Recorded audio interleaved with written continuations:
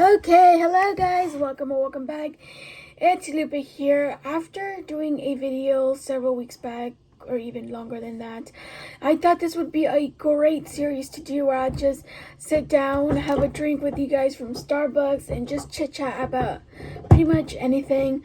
Today I have a caramel creme brulee. It is a holiday drink. I don't know if I'm showing you guys, but there it is. Let's take a sip.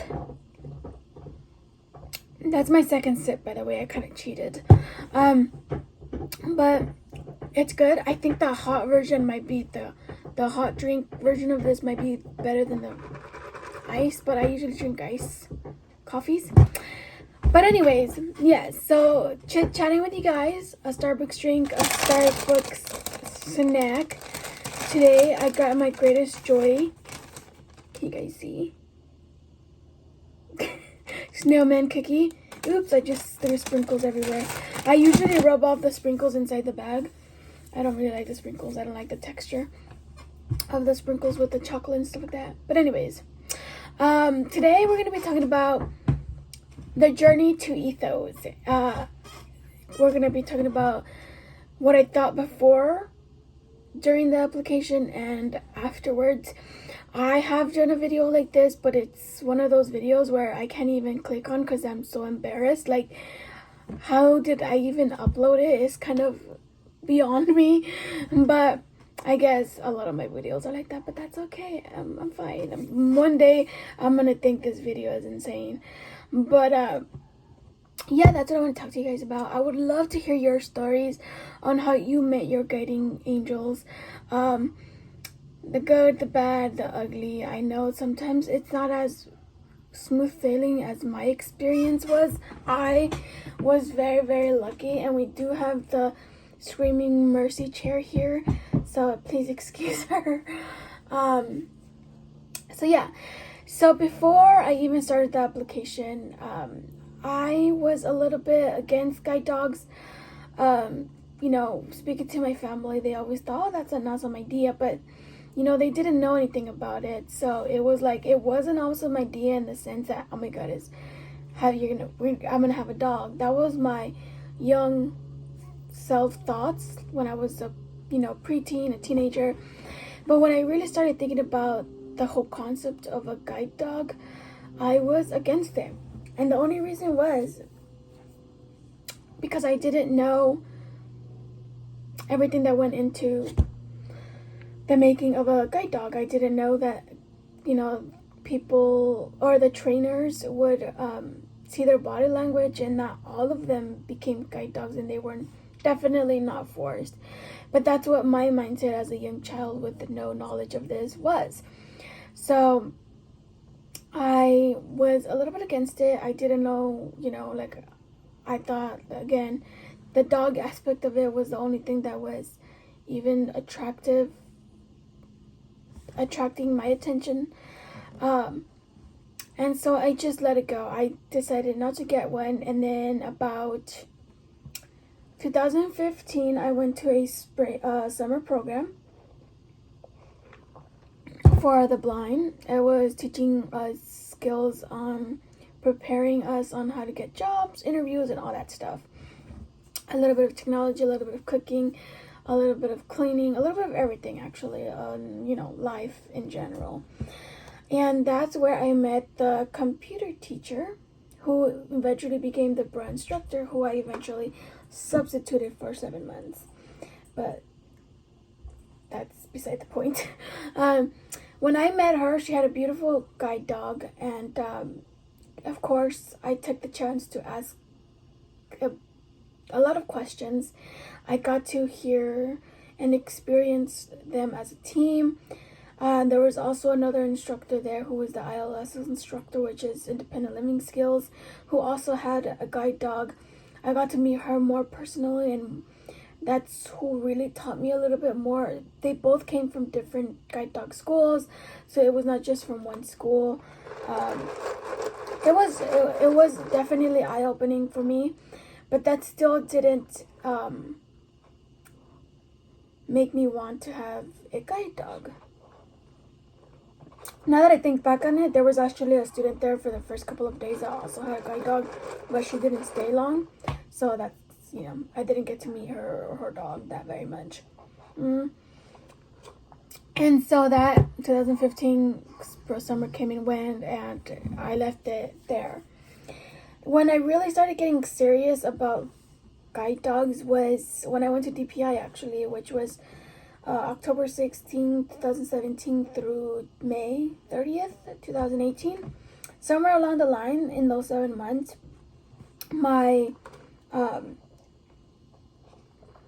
I got more knowledgeable, I got more informed, I experienced more about guide dogs.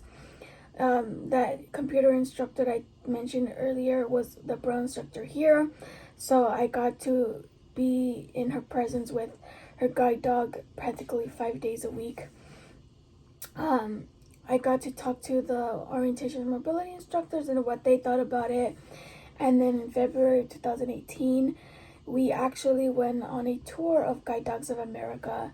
And this is where I really, really got to learn about guide dogs, the process of it, the fact that not every dog that goes through training becomes a guide dog.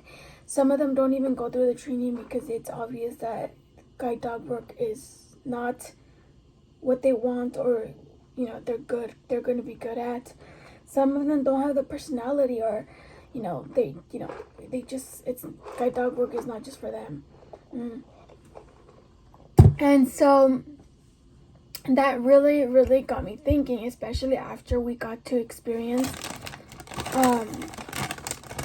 we got to experience walking with the guide dog and exactly what that would bring. I was talking to my orientation and mobility instructor, and she was pointing out everything that would be good for me to be, really thinking about getting a guide dog.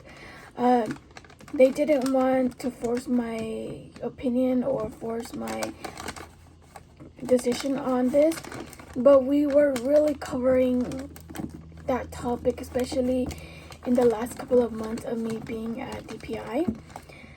I started the application in May, but I was like, you know what, I'm going to do this. I'm going to do it here. I'm going to start it here. I'm going to get the people, the references. The orientation and mobility instructor was really excited to do that portion for me. And so I just started it. And I was so unsure, you guys, that it did not take me until July of 2018 to actually send my portion in. My physician sent theirs in October because it took me a while to get me appointment with them, and it took even longer to get an ophthalmologist appointment. I got one in I think was in December or November. And this guy was like, I don't work with completely blind individuals. I'm mostly with just dealing with people that just need class subscription for glasses and stuff like that. But he's like, I'm still a doctor and whatever. He's like, I want to refer you to a neurologist who's a good friend of mine and who will be able to help your case, but I'll still fill this application for you. And so he did. And we sent that off in January of 2019. I got notified that I would be entering the December class of that year, but in September of 2019, I got called in. I called saying that they were canceled, so that they were going to try to fit me in the first class they possibly could. On December 1st, I got my acceptance letter that I would be going into the class of March 2020. So of course, the anticipation was killing me. It was over a year. When I made my choice, and I was ready. I was excited. I was hopeful. I was definitely nervous and scared.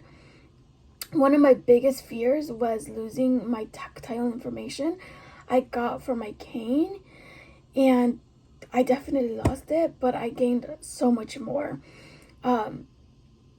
So those last 4 months were the worst part of it all, because I'm like, I got that acceptance letter. I know when I'm going in. I know they have a couple of choices for me. I can't wait. And I finally got there. The day came. I remember I got there super early. They told us to get there starting at 2. I think when I went there was like 12, but I decided to get there at 1. And I got there and I was in my room for about 4 hours before like everyone started meeting. We had several people flying in, actually, like I would say like 4 or 5 from Georgia, South Carolina, or North Carolina, Tennessee, what is it called? Chicago, or near Chicago. So there was quite a few people that flew in, and I was very excited. Meeting Ethos, I think they're really good at finding your dog. One of the things I remember her is walking in, the trainer, and saying, "This is Ethos," and I remember like, "Oh my God, that's a Greek name!" And in that moment, during that time, I was really into Greek mythology. You know, just learning about the gods and goddesses and their stories of Greek mythology. So I was really into all of that. So I was like, "Oh my God, it's Greek!" And that was the first thing that I noticed. The second was he leaped into my lap, and she was like, "Oh no, don't let him that. Be firm and say down or off," and push him gently down but firmly. And yeah, I was terrified of Ethos. I'd never been around big dogs before, so every noise that he would make, I would literally run to the trainer. I'm like, "This dog's trying to eat me." I didn't know that they would do a golden grunt, so I thought he was trying to eat me that first time I heard it. But almost immediately I think besides the noises that he would make because he was so happy, we connected very well. He never cried. He wasn't a crier. He was very well behaved. His manners were impeccable. They're a little more sloppier, but he's still a good boy. And yeah, I went through a lot. I was against guide dogs, and then I was hesitant about the idea of me getting a guide dog, and then the process to getting Ethos was 22 months in the making, from the moment I sent in my application, or I started filling out the application, until I met him. So it was a really hard time. It was definitely learned some patience there, but we are here now. Can you guys believe we're about to be 4 years? We're 4 months, about 4 months away from being 4 years guide dog team, and I can't believe it. I am so incredibly grateful to have such a beautiful guiding spirit, and they did an amazing job in teaming us up. And I never ate my cookie. Let's try this though. It's not like I haven't tried this before. I think I just threw sprinkles everywhere. I just decapitated my